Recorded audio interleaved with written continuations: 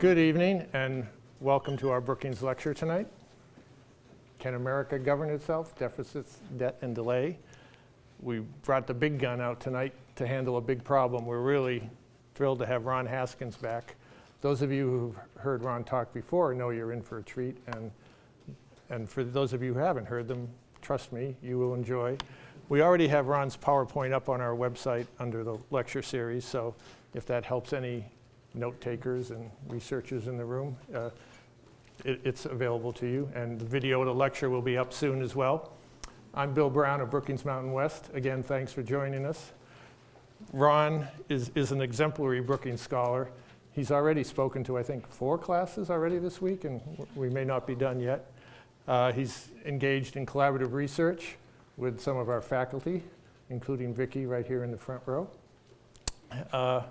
And you're going to hear some things that I know will raise some questions and an interesting discussion, and Ron's just the guy to handle it. Ron? Thank you.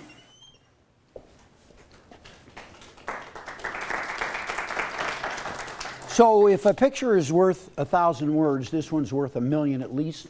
I love this picture because it summarizes in one chart exactly the situation we face.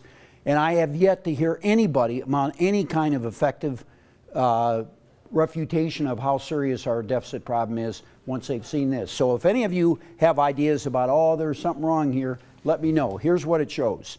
So we have the years going across the bottom all the way out to 2083. And then we've divided the federal budget into Social Security, health programs, but primarily Medicare. Medicare is probably 75–80% of this and getting bigger. And this is all other federal expenditures except interest, and here is net interest. And so you can see what happens as years go by. This black line is the average taxes, the average revenue that the government has, a little over 18% of GDP. All these figures are in percent of GDP.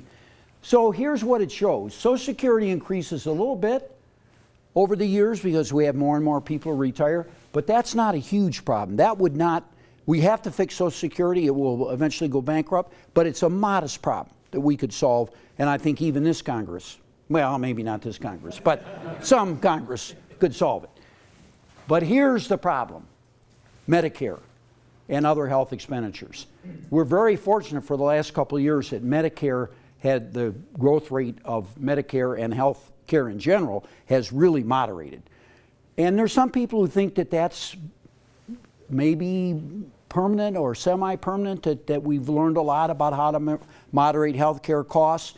I have a friend, for example, who said to me, who often speaks with medical school classes, and told me that medical schools now often include cost containment as part of their doctor training, which is unheard of in the past. So I don't believe that, but you know, for a couple of years it's pretty good, but it's going to start growing again. And if you think about healthcare as a special kind of consumption, because you know, we feel if there's a new procedure, if they figure out how to replace knees and elbows and arms and even hearts now, Americans feel they have a God-given right to get it. Sure, they should be able to get it, regardless of income, regardless if they can pay for it. They have a right to have this medical care. And pretty much, they do have a right to get this medical care, and we pay for it, and pay for it out of public dollars. Non-interest spending, this is really important. I'm going to show you this in a couple other charts. This is, to me, this is the most important thing, other than we're going bankrupt.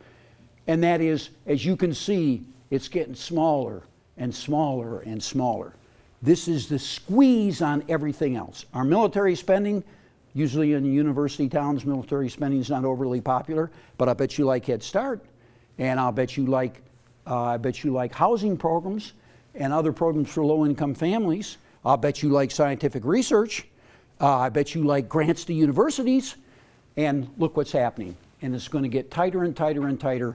So we are going to, in effect, we're going to cut all these kind of other spending. We're going to squeeze this other spending so that we can have more and more and more and more health care, and more and more and more expensive health care. And much of it spent on people. I want you to notice the color of my hair. I'm old, okay? I don't have any brief against the elderly. I'm one. But we're going to spend it on people who are beyond their productive years, to put it mildly. And especially since we're doing that directly, or part of the way we finance it is by cutting children's programs. I'll show you that in a few minutes. So here you have the problem. Oh, and I should say something about net interest. I told a class today that there was a great economist named Herbert Stein. Many of you may have heard of him. And Herbert Stein once said, any trend that can't continue won't. And this is a trend that cannot continue. We are not going to spend 80% of our gross domestic product on, or this is be more like 45 or 50% on interest payments. And I always think of interest payments as more or less wasted. They certainly are wasted in this case. And I'm going to come back to this again and again and again. What we are doing is we are paying for current consumption of the people in this room, including me, and we're taking it from the future.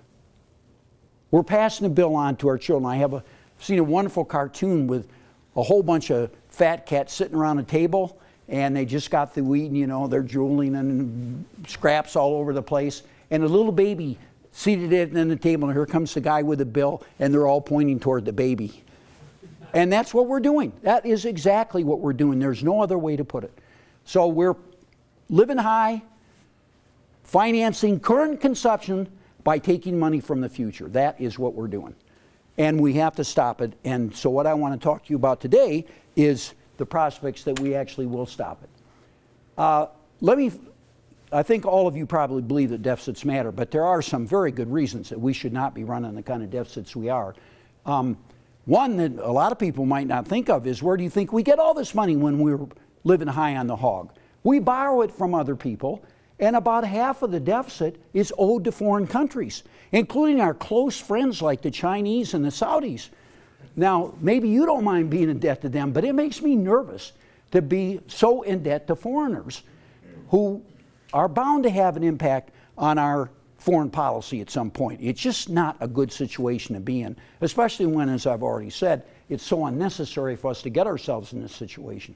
Second are rising interest costs. I showed you what happens with that interest. It's unsustainable. And this is with reasonable Congressional Budget Office assumptions about interest rates. Many of you probably recall it wasn't that long ago that we had interest rates in this country at 18%, 16%. We now hardly have an interest rate.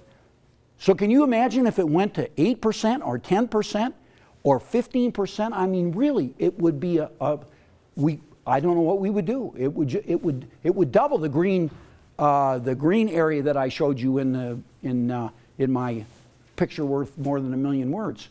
So rising interest costs could really be a huge problem for us, especially since we're paying more and more interest every year, even at the current rates. Burden on future generations, this is something I want to talk about in detail, so I'm going to skip over it here. And the limited ability to invest in children is something I want to talk about in a minute. But those are to me, those are the most important reasons. I will confess to a certain amount of bias. I've been studying kids for most of my adult life. I'm a developmental psychologist. I have believed forever that the future is our children. And so if we're not investing in the kids and we're paying the Chinese billions and billions and billions of dollars, there's something that doesn't compute here, especially for a great nation. Then a limited ability to address emergencies. So far this hasn't hurt us, but we do have emergencies. We have Katrina, we have Sandy, we have all kinds of natural disasters, and we're forever spending money on them. We could have a war emergency. We could actually have a war that we didn't elect to get into. You know, we could feel like we had to do something. And in the past, we've always paid for it by deficit financing. But at some point, if we get to the point where we're paying too much of our budget in interest, where we can barely make our current payments, it's going to shape our thinking about how to address emergencies. So far, it hasn't had too much of an impact, but the time could come when it would. And then finally, what I call entitlement spending lockout. I'll show you a picture of that. The basic idea is, in fact, you already saw a part of it, that we're spending so much on entitlements, and it increases every year, that it's squeezing the rest of spending. So it's locking out other spending that we might want to engage in. This is my favorite picture. It took me about, I would say, a good 45 minutes to explain to these three little guys exactly how we were living high on the hog now. But once they got it, look at them. Can you believe they see, even these little kids could figure it out. You'd think the members of Congress could figure it out, wouldn't you? So future generations, this is a huge part of our program. Believe it or not, these are leeches. You can read this for yourself. This is the cover of National Journal, which is probably the most respected publication in Washington. Everybody in Washington reads it. It's like kind of like the Bible in Washington. And they put this on the cover, that the baby boomers is leeches. The baby boomers inherited an economic miracle, then they sucked it dry. This is the whole point that I've been making you. But can you believe this on the front of a very, very popular magazine in Washington? If I were a member of Congress, I would have tried to get all these and burn them. So the baby boomers are, to a substantial degree, at fault here. This is an important slide because I think almost everybody would think of the first point here, that we're passing the bill to our kids. That's why those three little guys were crying, because we're passing them the bill. But the other point that's at least as important is that we have a lot of things that we could spend our money on that would stimulate the development of our kids. Maybe you haven't noticed this, but we have a real problem with inequality in the United States. We're the land of opportunity, except that we're not the land of opportunity, because a huge fraction of our young kids are not going to do well. We know that. We know when they're born. We know when the mother is pregnant. And we can predict that this kid is not going to do well. And you think about this disadvantage that some of these kids face. First of all, they're born to a single-parent family, which research now shows unequivocally is a huge problem for child development. Secondly, a disproportionate number of them are poor. The poverty rate among female-headed families is 5 times the poverty rate among married couple families. They live in dangerous neighborhoods. Many of them their moms don't even let them go out to play. They go to the worst schools in the country, which are also dangerous. Other than that, they have as good a chance as your kids do. So it costs money to address these issues. We are not spending enough money on these kids, especially since, as I'll show you in a minute, we have a lot of programs that we have the very best gold standard evidence, random assignment experiments, that shows that we can have an impact on these kids' development. And we never tried what I think is the real, in the long run, is going to be the solution if we can ever get the money, and that is we're going to systematically put these kids in additional programs besides our regular, normal preschool and K-12 education.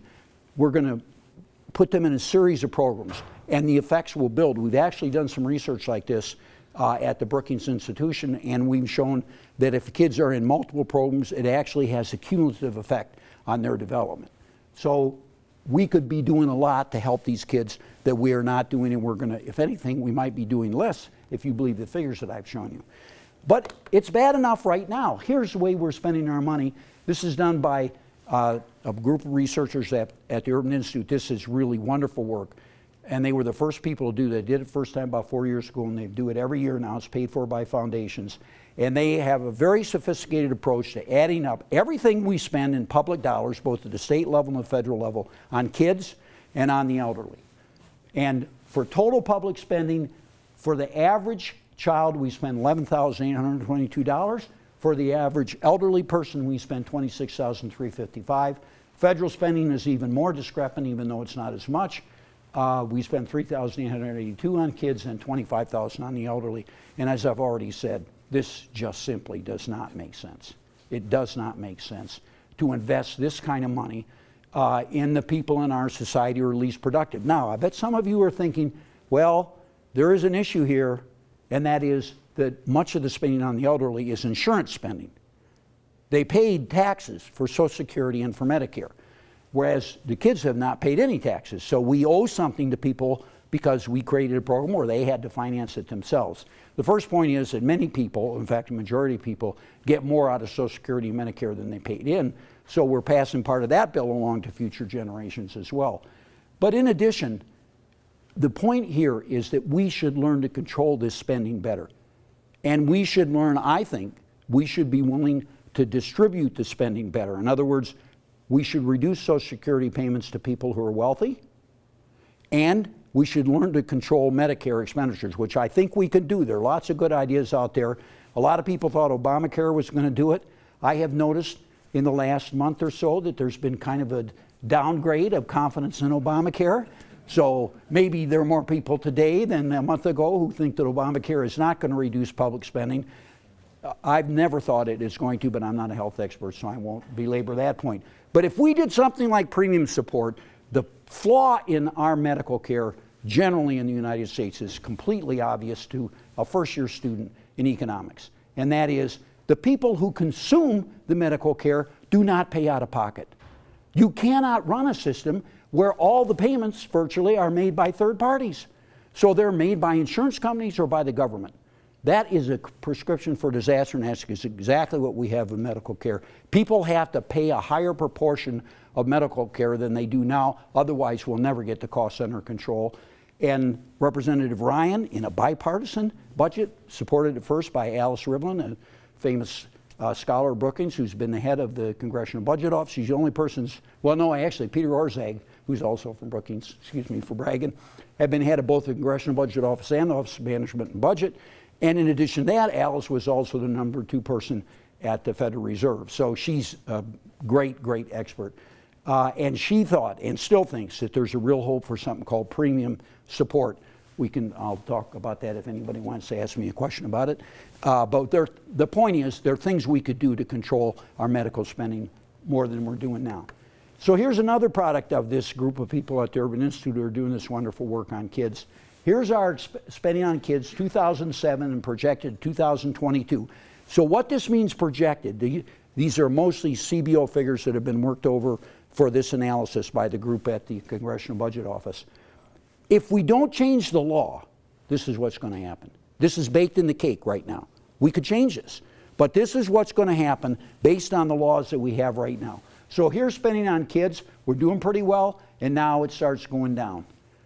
So this squeeze that I showed you before, which was all spending other than interest and health expenditures and Social Security, there it is applied to kids. And then Social Security, as you see, goes up. Defense going down. We're squeezing defense. Probably many of you don't mind that, but there's a point beyond which we sure like to be defended.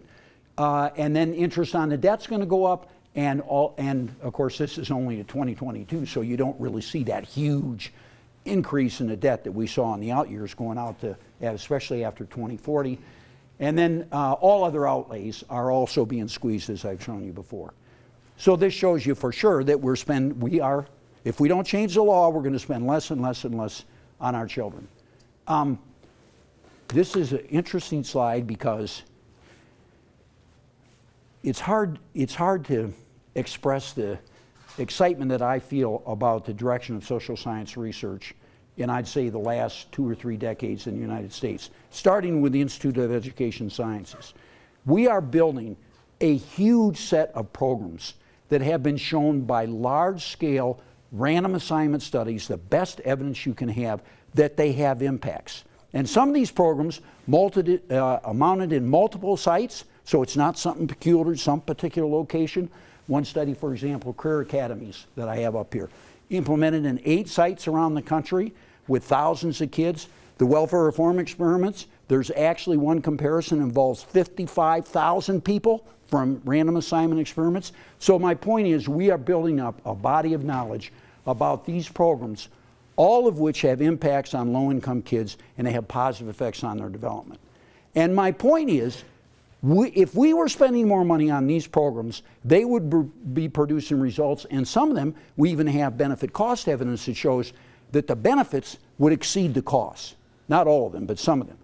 So we should be spending more money on these programs. If we had the money and spent it more wisely, we could address the problems of opportunity and inequality in the United States, and above all, we could address our problems in international competition between the comparisons between the performance of our children and children from other countries. We are 14th, 16th, 18th in almost all the important categories of education. So other kids from really sophisticated countries like Estonia are doing better than our kids. So it's impossible to like that. We just have to be doing more things like this, or we're going to pay a big price in the future. And I think we're paying a big price now. So let's talk about the current situation. Here is a 10-year picture, which is a lot better than the long-term picture, and shows that we actually have made some progress. Some slight encouragement here. So you've got spending, which is, we pretty much stabilized it over the next 10 years. And we've got revenues, which we actually have increased. Some of you may recall that we had legislation a year ago that actually increased taxation, primarily on people earning over $400,000 a year. So we've increased revenues. This is a prescription for dealing with a deficit, is reduce spending and increase income. What a shocking idea, huh? Now the deficit. The deficit actually is going to decline as a percentage of GDP, although it's still growing. I'll show you this in a minute in dollars, and even in constant dollars, the deficit is still growing. And then, of course, our debt, after a very nice decline, and it just kills me that you read in the Washington Post and the New York Times, even Larry Summers did this recently, the former president of Harvard and the Secretary of Treasury, wrote an op-ed about how the debt is getting better. Well, it gets better over the next 2, 3, 4 years, and then it starts increasing again, and you get the picture that I showed you on the very first slide that I showed you, that it's out of control. We have to do something about it. The point that we could wait a while, a couple of years, while the economy recovers fully, that's probably a good point. I would agree with that myself. But you can put laws in place right now that will guarantee the savings in the out years, just like these programs that we've already passed, I'll show you those in just a minute, are actually saving money in the out years, but not enough in the out years. Here's deficit projections for 2013 to 2023, and as you can see, we made real progress. If I had shown you this 2 years ago, you wouldn't see this decline. This is a result of legislation that Congress has passed. I'll show you more in a minute. And then it starts growing again. And 10 years out, let alone 20 years out, you wouldn't know that we passed these other programs because we're off to the races and building up our deficits again. Here are rising interest costs. This is the part that really kills you. And the part is going to bankrupt the country in the long run if we keep it up. They are pretty well contained for 3 or 4 years, and then they start to gradually increase. And the further out you go, the more they increase. It's like compound interest. More and more and more and more of our money spent on paying interest, half of which goes to foreigners. Now, this is interesting. I think it'll be helpful because it shows you exactly what the nature of the problem is. So it's Social Security, health, all other, net interest and deficit, and you have years, I think this starts with 2013, I can barely see that, but in 2023, I think it's 2033, 2043, and then way out to 2083, or 83, is that right? And these are all Congressional Budget Office figures, so I'm not making any of this stuff up. I'd do that if I thought I could get away with it, but I can't. So Social Security, just like we saw in the other chart, it's increasing, but it's not too bad. We probably could do something about this. Health, though, look at this. It just explodes in the out years. Other spending, once again, we see the squeeze. Other spending declining, including children's spending, military, and so forth. And as a result, primarily of the health spending, our net interest payments explode in the out years. And as a result, our deficit explodes. So you can see exactly what the causes here are. If you want to solve this problem, yeah, we need more revenue. I'm a Republican, but we need more revenue, and it could be increased. I don't think it's necessarily increased tax rate necessarily. Other ways we can get more revenue. I'll show you one of them in a few minutes. But the big problem is we've got to contain healthcare costs. We will not be able to solve this problem unless we can control the increase in healthcare costs. And let me make a point here that I think is really important. In Washington, we would call containing this spending a cut. This is a cut. But it's not a cut in the English language. In the English language, it means if you're spending $100, a cut means you're spending 99 or less, right? In Washington, a cut means we're spending 100. Next year, we're going to spend 110, and then 120, and then 130, and then 500. And a cut is if you do anything less than what's in the baseline. That's a cut. Well, that's what we need. That's not really a cut, but that's what we need to control the growth. We can spend more money every year on health care and on Social Security. In fact, we have to if we're going to meet our obligations. But we can spend less. We can increase spending less than we are scheduled to do under the baseline. And for that, we're going to need good legislation. And for that, we need bipartisan cooperation, which I bet you've noticed is kind of difficult to get nowadays in Washington. Fortunately, it's very different. I know here in Nevada that you have great bipartisan cooperation. I've read about that. Okay, so deficit reduction, I've talked about this several times. There are 3 primary steps here. The American Taxpayer Relief Act, the Budget Control Act, and then a series of continuing resolutions in 2011.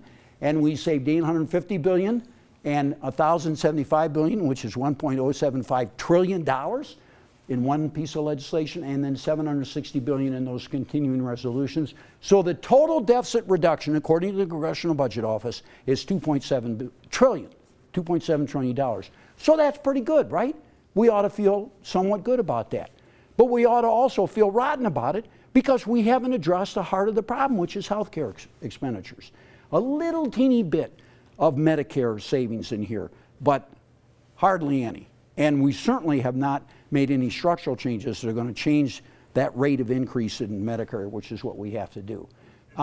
Here are the sequestration savings.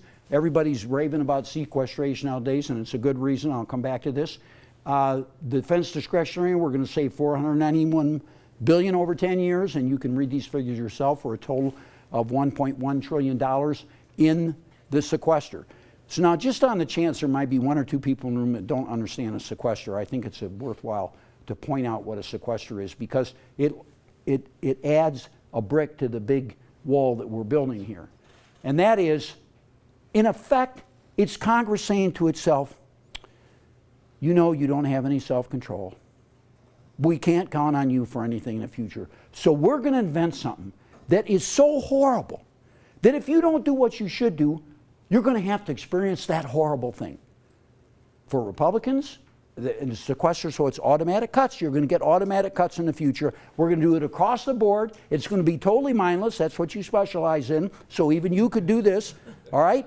And we're going to do it to defense, and we're going to do it to discretionary spending. Of course, we're not going to do anything to entitlements, where the real problem is. We'll leave those almost completely alone, few little entitlement cuts. But we're going to do it on the discretionary side. All that other spending that I showed you before, the kids' programs, the research, the National Institutes of Health, and so forth. And so we're just going to do that automatically. And the particular situation in which it occurred, you may recall, that the Congress appointed a special committee, and they were going to think of a way to save $1.2 trillion. Well, I know it's shocking to you, but our policymakers could not agree. And so they got to sequester as a punishment. Punished all the rest of us, way more than no cuts in congressional salaries, but everybody else, we have 55 or so thousand fewer kids in Head Start because of the sequester. We've disrupted a lot of scientific research because of sequester. We've reduced grants to universities all over the country. I'll bet there are even grants here at UNLV that were reduced because of the sequester. So this is our idea about how you control spending. You do something that in the long run is not going to be effective, that actually has negative consequences in the most mindless possible way. Cut Head Start at the same time as you cut waste. You know, it's nuts, but that's what we're doing. So now what are we going to do? We got ourselves in quite a situation for, only the 11th time in 3 years or something that we've had problems with danger of closing the government. And this time we actually almost defaulted on the national debt. We came within 24 hours. That second time we've come in with a day or two of defaulting on the national debt. So we appoint a committee. That's what you do in Washington, you appoint a committee. And the committee has to reach agreement. We reached the resolution on October 17th so we could open the government again and temporarily extended the authority to spend money, which is what you have to have. That's why the government closes, because the authority to spend money ends. So we have a temporary authority. I'll talk more about that in a minute. And then you appoint a conference committee. There are 22 senators, 7 representatives, and they have to write a report about how they're going to extricate us from our budget problems, and they're going to do this by December 13th. Never mind that we've been tying ourselves in knots for 5 years trying to figure out how to solve it. These guys are going to do it in 2 months. Well, I got news for you. They're not going to solve it. We will be lucky if we can even change something on sequestration. I don't think we can even do that. Now, let me tell you this about sequestration I think is really important, and I find a lot of misunderstanding about this. We often think of reducing spending as you do it and then it's reduced. And then the spending stays there for a year after. No. In a sequestration, you take, I was talking to a class today and I said, remember that Pac-Man thing, gobbles up stuff? Well, sequestration's like Pac-Man. It takes a big bite 1 year, and then it comes back the next year, takes another big bite. In fact, the bite in 2014 is going to be bigger than the bite in 2013. Comes back in 2015, another bite, and so forth for 10 years. So you're talking about really, really serious, in many cases debilitating cuts by the time you get to the 10th year. And it still doesn't have that much of an impact on the deficit, and it doesn't at all touch the real problem, which I've shown you several times, is health care. It touches it slightly, maybe a delicate little touch, but nothing serious. So these guys are going to try to figure something out. Hopefully, they will at least be able to figure out how to get some savings either by increased revenue or reduced spending that will offset at least some of the cuts in sequestration. My first choice would be Head Start, maybe scientific research. And so we at least will not make all those cuts. They'll get enough money together to figure out how to offset some of those cuts, okay? Actually, the problem's a little bit further and a little bit more serious than that. I'm always worried about giving too much details and boring people to death about the dumb ways that we do things in Washington. And this is I'm going to go fast here because this is probably too much detail. So December 13th, as I've already said, the committee has to submit its report. Whether it solves anything will be another issue, but we'll find out. On January 1st, we have a batch of spending problems that if we don't solve them, there's going to be a lot of trouble. So I think we will figure out a way to solve these. The so-called doc fix, we passed a law many years ago that if health care spending exceeded a certain amount, we would cut payments to doctors.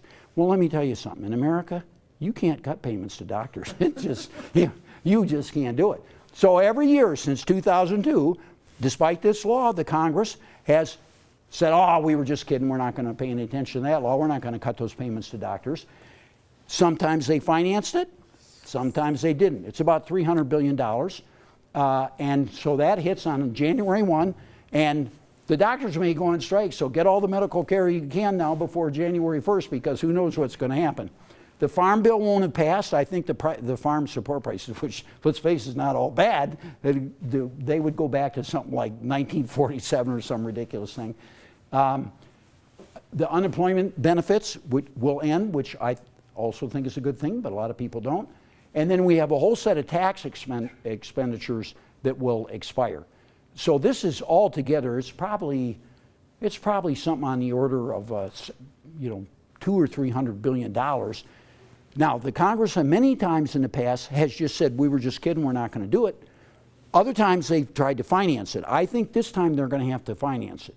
So they're going to have to come up with several $100 billion just to keep these going the way they have in the past. And so that'll be an adventure to watch what that on January 1st. Then on January 15th, the continuing resolution expires. That's how we can spend money. And part of the government will close, just like it did the last time, very popular with America.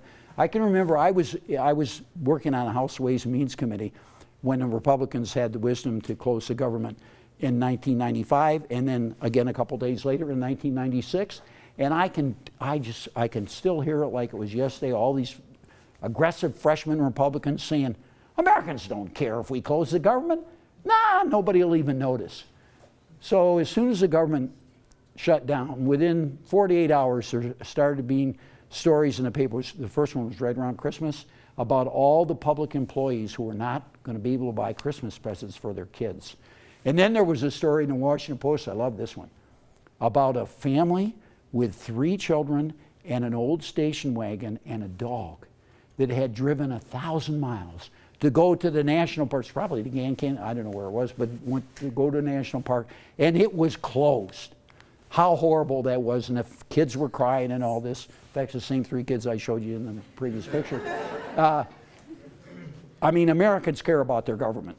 And when you closed down the government, you saw what happened the last time around. I mean, Republicans are still suffering mightily. And a lot of Republicans, just like in '96, they forgot, I guess, that they learned a lesson that if you close the government down, Americans get upset very quickly. And the media is full of stories about how horrible it is.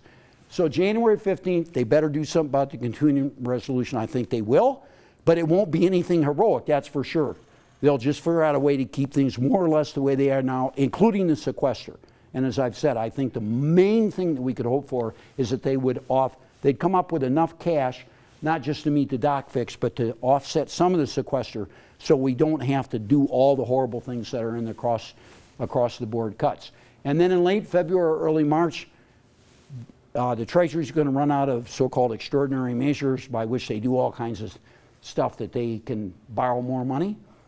So in the middle of March, we're going to face the problem of the debt ceiling again, and we might face the problem of a meltdown in our finances and what amounts to a default on the nation's debt. So these are the little speed bumps, as they say, that we have coming up. So stay tuned, it's going to stay exciting. And one of the goals of Washington is to keep everybody entertained. So unfortunately it makes them mad too. But all right, so a concurrent budget resolution, that is what the committee has to do. They have to come up with a concurrent budget resolution. I realize that's like a foreign term, but it's a standard budget term. They're supposed to do this every year. Every year by April 1st, we are supposed to have a concurrent budget resolution. It means that the House and the Senate have passed separate budgets. They have a conference. They agree. This is going to be the budget of the United States government. What a radical idea that the government would actually have a budget. And we would know how we're going to spend our money. We know how much income we have, and we know how much we're going to spend, and that lets us know what the deficit is. It's all planned. It's worked out. It's bipartisan. House and Senate agree. President plays no role in this. I think the last time we did this was, 6 or 7 years ago. We've never done it by April 1st, to my knowledge. So here we are. It'll be January, and we're going to have hopefully a budget resolution, so we'll know what's going to happen with our money, and the government will be able to continue to function. That is the absolute minimum thing that this committee can do.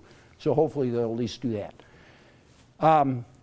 Now, in addition, they could put a lot of stuff in there. I mean, this committee has the power to recommend things to Congress that would really make serious progress. One, for example, they could do something about sequestration, which I've mentioned several times.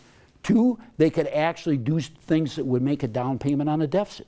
They could reach a radical agreement about changing the inflation rate in Social Security, for example, which would save several $100 billion and would increase year after year after year.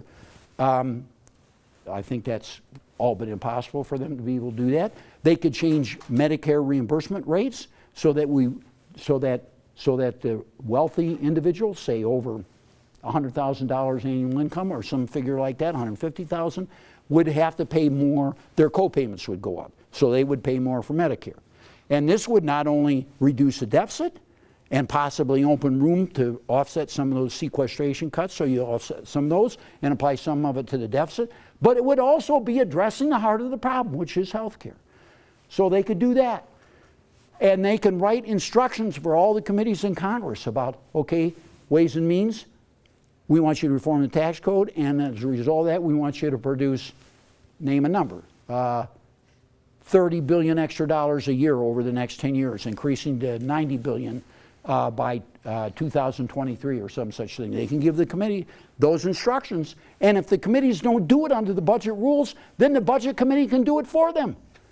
So, I mean, these are really extraordinary powers that if they really wanted to, we could achieve a huge end, which is putting the budget deficit on a downward path. And I've already mentioned we could reform sequestration. All right, so who's at fault? Why are we in this situation? There are three good candidates: the president, the Congress, and you and me. So what about the president? Can Obama cut a deal? This is a question I posed to you. Can Obama cut a deal? Here are our previous three presidents, and they all cut deals. They cut really good deals, mostly, that were of great importance to the country. Reagan made a bunch of reforms in Social Security.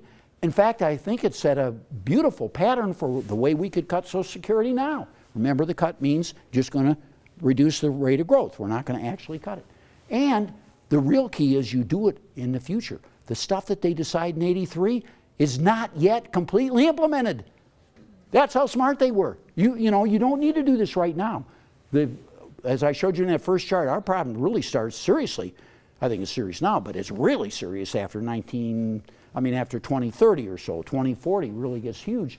So and I'll show you some more about the impact this has on people's opinions about how to cut the deficit in a few minutes. 1986 tax reforms were ideal tax reforms. They also cut taxes. In fact, they eliminated taxes for something like 8 million families. They were very progressive. It was a huge achievement. And basically what happened is that Reagan and Danny Rostenkowski, the head of the Ways and Means Committee, were great buddies, even though in public they said horrible things about each other. But they drank their bourbons together, and they reached all these fine agreements on the 86 tax reforms. And Reagan increased defense spending, all done on a bipartisan basis. Clinton, my theory is the Republicans hate Clinton because he stole the main page out of their playbook.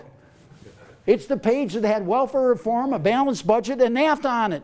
He did all those, and that's the Republican agenda, so of course they hated him. In fact, they tried to impeach him, as you remember. Every one of these, huge bipartisan votes. So Clinton did it. And Bush, no child left behind, remember that? Within, I think, 9 or 12, I forget the exact time, but the first year of his presidency, they passed No Child Left Behind. Very important energy legislation, and TARP, which was a really important piece of legislation, all bipartisan. Presidents have enormous power. Even presidents that a lot of people think are not necessarily the greatest president in history. I won't tell you which one of these three I'm talking about, but you know, it's been said. And yet we're able to reach bipartisan agreement. So now we're confronted with this huge problem that really threatens the future of the country and is not just a threat to our children, but is actually harming their development as we speak right now. And we can't reach an agreement. I'm a Republican. You might think that I'm, you know, anti-Obama, but that's not true. I think a great deal of Obama. And I've written this, said it in op-eds and everything else. But I think in this case, he has not been very clever at putting deals together and sitting down with the guys. And he even smokes. He could have cigarettes with them, smoke cigars with them. Even the women, you know, who cares? Do something to establish the kind of relationships you need in order to reach these deals. It's happened a million times in the past. Here are a bunch of examples. With better presidential leadership, I think we could get a deal. I see you shaking your head. No, sir. No deal, okay. The Congress, what about the Congress? This is an amazing chart. This shows starting in 1982, 94, 2002, 2011, 2012. And it shows the members of the House of Representatives, and on the left side here is the most liberal Republican, and how many Democrats were more conservative than the most liberal Republican, and vice versa for Republicans. So there were 344 members of the House of Representatives who had voting records that were more centrist or moderate, so to speak, than the most radical members of the Republican and Democratic Party. And that number has declined every year, and now we've gone from 344 to 11 members of the Republican or Democratic Party. That is what's happened to the Congress, to the House of Representatives. And you can see it everywhere. You can see it in all the votes in the House of Representatives. It's amazing. It's actually amazing that we got the government open finally, and it was only because of the American public. Now, what about the American public? How about their fault? Well, I want to stand up for the public a little bit, mainly because I'm part of it. So this is a recent survey done within the past month. 800 likely voters. Those are the ones you really want to talk to because they're the ones that are actively involved and they're the ones that are going to have an impact on the government. And you say to them, would you support reform of Social Security and Medicare as part of debt reduction? And what do they say? I can show you 100 polls just like this. 34% yes. And I've already told you, we have to reform Medicare. We're not going to get out of our deficit problem. 57% no. So now you say to them, wow, okay, but what if it were gradual and would not affect anyone over age 60? Then could you support these reforms? And look at now, 55% yes, 35% no. This is exactly what the Greenspan Commission did in 83, the ones that are not fully implemented yet. So it could make a huge difference. And then you say to them, what about if we do all that and we close some tax loopholes for the rich, so they'll have to pay more in taxes? And now the vote is 61-27. I mean, that in politics, 61-27 that's like a tsunami. It just doesn't happen, okay? So my point is that the public is malleable. It depends on how you approach it. It depends what kind of deal you have. It depends on what our leaders say. It depends on if the president and the leaders in Congress agree with each other and come out holding hands. Now that's too much, not holding hands, but come out together and say, this is a good deal, it's good for the country, it's going to help us, and all these kind of things right here. We could do this. The public would accept a deal. I don't think it's a public problem. There's a lot of problems with the public, okay, I admit that, but I think the Congress could do a deal. If the president would work with the Congress and the Congress would do what it knows it has to do eventually, and will do eventually. Unfortunately, not in our lifetime, but eventually they will have to do it. And they know what it is. They have to increase revenues, and they have to cut spending, and in particular, they have to control spending in our medical programs. If they don't do that, we are really in a disaster, and our power, our influence, our future as a country will go down the tubes. Now, I've left time cleverly for one question. I'm going to let you have it since you were shaking your head the whole time I was talking. Oh, well, thank you. I suppose you and I are old enough to remember a fellow named Ross Perot. The talk is all about the budget deficit, but we have the fewest number of people employed since 1952, I believe. And where our total revenues are only 14% of GDP that we're collecting. So no, that isn't right. That's just wrong. That I think that our problem is, and our trade deficit is 4% of GDP.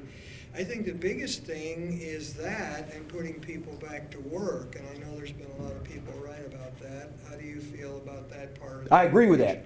And as a result of that, I would do what most of the budgeteers have described, that if they were to, some miraculous deal, actually reach a deal, that it would really start to bite 2 or 4 or 6 years from now. We would not do it immediately because the economy is still clearly not strong again. And I would point out to you, there are a number of economists and a number of business people who feel that if we had a budget deal and you could look at a 20-year path that's really going to make a difference in our budget deficit, that would provide a level of certainty that the business community has not experienced in many years, and that would also contribute to growth. If there's anything businessmen hate, it's uncertainty. And that's what they're constantly faced with. They're closing the government. We might default on our debt. They're just... So if we could resolve all these problems, that in itself could lead to economic growth. Now let me say one more thing. I look at employment numbers very carefully. I played a big role in the welfare reform legislation 96, which depended on employment. Employment is the answer to many of our problems. And I live among economists at Brookings. I'm surrounded by economists. Oh my God, it's a horrible experience. They're everywhere. And I'm convinced that not one of them understands what's going on with employment. Really, this recession and our recovery from this recession is completely unprecedented. And there's so many measures you can look at. Long-term unemployment, 6 months or more, the number is astronomical. No other recession since the Great Depression has been like that. The Department of Labor invented another number. They have the number of job openings and the number of people looking for work. And that ratio is the highest it's been. And the recession ended 2009, that's 4 years ago. And we still have, the economists at Brookings, 2 very well-known economists at Brookings have predicted that we will not reach pre-recession levels of employment until at least 2020. And it looks to me right now like we'll be lucky to reach it by 2020. So your emphasis on employment is a very, very good thing. I don't understand what's going on, but it's really a threat. And it's especially influencing males. Males are much more likely to drop out of the work economy than females are. It's happening in the United States, been happening for 30 years, and it's happening in Europe. It's probably because women work more, that may be part of the problem, but anyway, employment is a big issue. I agree with you. Yes? Sorry, I didn't mean to interrupt you. Employment it seems to be a big issue. There are certain economists who would say that back when I was in econ, full employment was 5.3% unemployment. Yeah. And today that's a wrong number simply because change is coming so rapidly and automation is becoming so quick that employed personnel can't change to keep up with automation. automation. That may be true. I don't know, but I can tell you this. I can remember back in the 80s, people made the same point. Okay. And it turned out not to be correct. We had an explosion in the 90s. I remember David Elwood, a very famous economist at Harvard, giving a talk one time about welfare reform. And he said, well, he said, it's kind of dangerous to walk down the streets in Boston because they grab you and pull you in the back room and tell you they'll give you $11 an hour in benefits to make sandwiches. That's the kind of economy we have. I mean, there were lots of positions. And you know that after we passed welfare reform in 1996, in the next 4 years, the most disadvantaged group in the United States are never married mothers because of less education, less job experience. We had a 40% increase in 4 years in the percentage of never married mothers who had a job, not looking, who had a job. So those days, they seem to be gone. I hope that they're not. They're going to come back, maybe, I don't know. But if we made the right budget decisions and delayed the full implementation for 2, 4, 6 years, I have a feeling it would have a positive impact on the economy and on employment. Yeah. Oh, wait, I'm sorry. In the back there. Sorry. I'll come back to you. You mentioned premium support earlier as a possibility to reduce Medicare spending. I was wondering if you'd elaborate on that. Okay, so the idea of premium, the flaw in the way we do medical care is no one pays out of pocket. It's all third-party payments. Not all, but a huge percentage. More than any other good in the American economy. So premium support, the basic idea is we tell people, anybody who gets government benefits, you're going to get a fixed amount of money, which changes every year, but this is what you have. And you go into the market and you buy your own health insurance. If you spend less on your health insurance, you get to keep the change. If you spend more, that's fine. You buy whatever you want to. It's America, it's free. Buy whatever you want to, but you get a fixed amount, and that's it. Now, the idea was this would start with Medicare, so that would be primarily the elderly. And there's an issue here which a lot of the elderly, nobody in this room, and above all, not me, are beginning to lose our marbles. And we can't make very clear decisions, so it'd probably be better to start with younger workers. But that was the idea. So instead of Medicare, where you just automatically get whatever you get every year and it goes up and up and up and up, you get a fixed amount of money. And how you calculate that is a big problem. By the way, this system was invented by 2 liberal Democrats, Bob Reischauer and Henry Aaron, who both deny paternity at this point. But, I mean, at one time, and these are very, very smart healthcare experts, it addresses the main problem. You now have real money in the game, and you're looking in the market like you do for other goods. And that would be enough to control healthcare costs. So what's going to happen? The insurance companies are competing with each other to have policies. We could possibly get some of this in Obamacare with the exchanges. And that's one of the things about really mystifies me about Republicans and Obamacare is that if we did premium support, we have to have something like exchanges because that's the market where these plans are in competition with each other. So that's the basic idea. It doesn't solve the employer part of health care, but it does solve, maybe not solve, but it has a chance. So there are doubters, right? But we could do it in 3, 5 states and find out if it worked. Let me point out one other thing. I think this is totally fair. This is essentially what Medicaid Part D did. Essentially what Medicaid Part D is. And the CBO, this is the only time that I've ever experienced where the Congressional Budget Office was really wrong. They hugely overestimated the cost of Medicare Part D, the drug benefit, because it has worked so well because of competition. So if we could build that into the other healthcare expenditures, I think Part D, the experience of Part D, is a good precedent. There's a chance that it could work if we had premium support. Yes? I have a comment and a question. I'm a CPA with 40 years of experience with our tax system, and I've seen the maximum rate at 70%. I've seen it at 25%. Yeah. But there's a law that is in effect that says no matter what the rate is, they've never been able to get more than 19% of GDP through the tax system. So the notion we can tax ourselves to pay for the deficit is not going to work. The second, and this is really the question. Is that your comment? That was the comment. Sign me up for that comment. Yeah, and of course your line supported that. Because it was. Yeah, well, dead the level. line would have to, because that's the average. Yeah. The average is 18.3%. That's But I true, think but- you're but- essentially but- right, but that's because what right. happens We is that rich cannot people tax hire somebody ever else. better lawyers to figure out how to get their tax payment down. So, My question is, I think your interest computations actually understate the problem. We're at about $20 billion or 20 trillion of accumulated national debt at the present time. We're paying about 1% on that. And our interest burden is around $220 billion a year. But you alluded to this, the average rate is more like 5%. If we apply 4% to 20 trillion, we get $800 billion every year. And so we're going to default on our debt. And you would agree with me. Everybody in this room would agree with me. We're not going to default in nominal terms. Everybody will get their principal and stated coupon, but they're not going to get it back in real terms. because you're saying we're going to inflate ourselves out of it?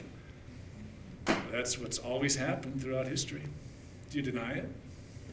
I don't know enough about the history of finance to be able to deny it, but I will tell you this, I'm more worried about another problem, which is that interest rates inevitably are going to go up. Well, that's And exactly my point. especially if we defaulted on the debt, oh my God, I don't even want to think of what would happen to interest rates. Well, And we're you not already saw under entirely reasonable assumptions about the interest rate in the future, what that green part of my first chart looked like. Can not you gonna imagine be- if interest rates went to 10 or 12%, which they've been in the past?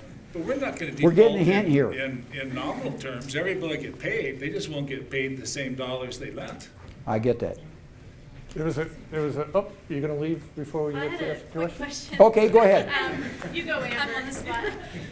Do I know how to hold an audience? Yes. Is it going out the door? Do you have a question? I have a question. So if 50% of our debt is owed to foreign countries, that means the other half is owed to ourselves. Right. And so, I mean, it seems like we should have more control over the interest rate. I mean, how do we lessen the debt we owe to ourselves? Okay, I am certainly not an expert on finance, but interest rates are much like any other thing that is sold in the market. It depends on who's willing to buy it and how many people are willing to buy it, how much of it you sell. Our debt America is so reliable and has never defaulted. The Chinese are willing, they're almost willing to give us money to take their money. I mean, they're getting hardly any return on it at all. Why? Because it's safe. So it's a market mechanism. They want to be safe and they can deposit their money here. If there were more risk involved, then we'd have to pay them more. This is exactly the way it works with individuals. If you don't pay off your debts, a bank might give you money to get a car, but you're going to pay 15% interest. Right. Are we paying, in an exact example, like if we're borrowing money from Social Security, are we still paying that interest? Aren't we borrowing a lot of money from Social Security and paying interest on that? Yes, we are. Okay, so we're paying interest. Government, there's called an intergovernmental loan, and it's not reflected in our total national debt, which strikes me as bizarre. It's not. Okay, Right, that's- it's not. It's not counted as part of the public debt. So to me, that's bizarre, but that's the way we do it. And so one government agency borrows money from another government agency. So what do we have in all those billions, trillions of dollars we have in Social Security, which we're gradually spending down? We have little pieces of paper that says Agency A has an IOU to Agency B. That's what's in there. It's actually what backs it is the full faith and credit of the United States government, which we're playing roulette with now. I apologize for making you late for class. Please? A short question, is December 13th a Friday? A follow-up. It's Saturday the 14th, yes. Friday the 13th. All right, my question is, hasn't there been some work done with regard to handling some of these problems? Aren't there some paths that we can look to for help? I'm thinking, and you're using Bowles-Simpson, isn't that one of the paths that this committee has? And second... Okay, but wait, but before you go second, I can't remember Okay, two things. But let me just answer the first one, take 1 second. The answer is definitely yes, but all the paths are essentially the same. They're different mixtures of more revenue and less spending. And especially you have to focus on less spending on the entitlements, and that's exactly what Bowles and Simpson do. And I'll also point out, for the benefit of the gentleman in the first row, that the president appointed the Bowles-Simpson Commission and totally ignored their report. And I think there's a lot of agreement on both sides of the aisle that that was the best chance we had to really, really deal with the deficit.